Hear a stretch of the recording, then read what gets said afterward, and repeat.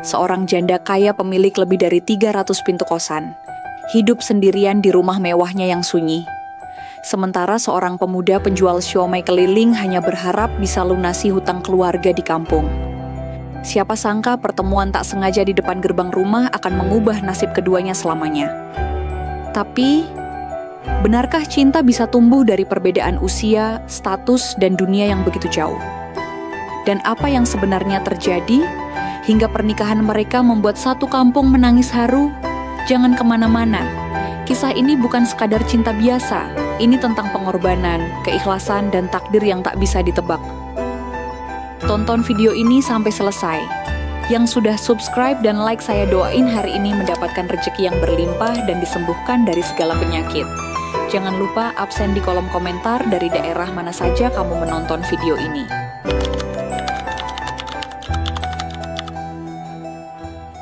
Di sebuah rumah besar bergaya klasik di pinggir Jakarta, berdiri megah hunian milik seorang wanita paruh baya bernama Bu Hajah Heni. Bangunan itu tampak megah dari luar, namun di dalamnya sunyi senyap. Hanya terdengar suara kucing peliharaan dan deru kipas angin yang berputar lambat. Tak banyak yang tahu, wanita berusia 50-an ini adalah pemilik lebih dari 300 pintu kontrakan dan kos-kosan yang tersebar di Jakarta, Bekasi, Cikarang, hingga Karawang. Ia dikenal sebagai juragan kos oleh para penyewa. Namun tak satu pun dari mereka tahu isi hati wanita yang setiap harinya hanya berkutat pada rutinitas yang sama. Menyiram bunga, menyapu teras, lalu duduk diam di bangku kayu panjang menghadap taman kecil di samping rumah. Sudah hampir 10 tahun lamanya Bu Hajah Heni menjanda. Sejak suaminya almarhum Pak Haji Salim wafat mendadak karena serangan jantung saat sedang memeriksa pembangunan kos baru di daerah Karawang. Sejak saat itu, hidup Bu Hajah Heni berubah drastis.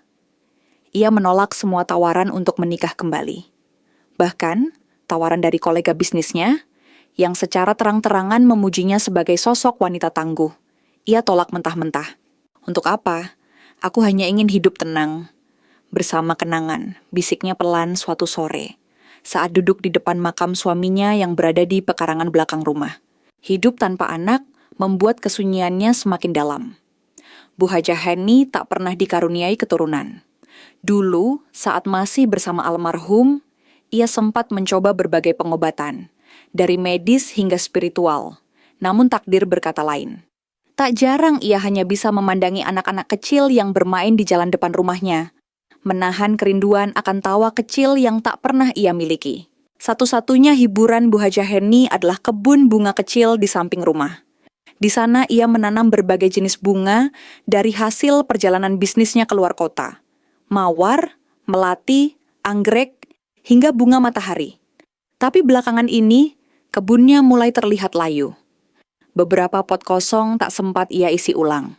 Rumput liar tumbuh di sela batu jalan setapak. Ia masih menyiramnya setiap pagi dan sore. Namun semangatnya tak lagi seperti dulu.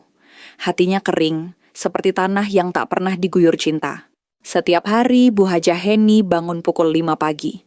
Salat subuh, menyeduh teh manis. Lalu berdiri di depan jendela besar rumahnya, memandangi dunia luar yang terus berubah. Lalu ia akan membuka buku besar, berisi daftar seluruh properti miliknya, dan mulai memeriksa data, menyortir laporan dari penjaga kos, dan mencatat pengeluaran. Semuanya ia lakukan sendiri sejak Pak Joko, asisten lamanya, hanya datang seminggu 2 kali untuk mengantar laporan dan memeriksa beberapa hal teknis. Namun semua itu tak pernah bisa menggantikan suara manusia yang bisa diajak bicara dari hati ke hati. Setiap malam, Bu Hajah Heni duduk sendirian di ruang makan besar, dengan meja panjang yang dulunya penuh hidangan saat masih bersama suami dan teman-temannya. Kini hanya satu piring.